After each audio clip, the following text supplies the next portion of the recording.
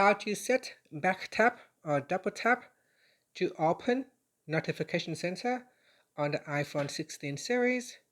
First, let's return back to the home screen by swiping up at the bottom of the screen. From the home screen, tap on Settings. Now in the Settings page, we tap on Accessibility. After that, scroll down, then tap on Touch, and then scroll down at the bottom, tap on Back Tap.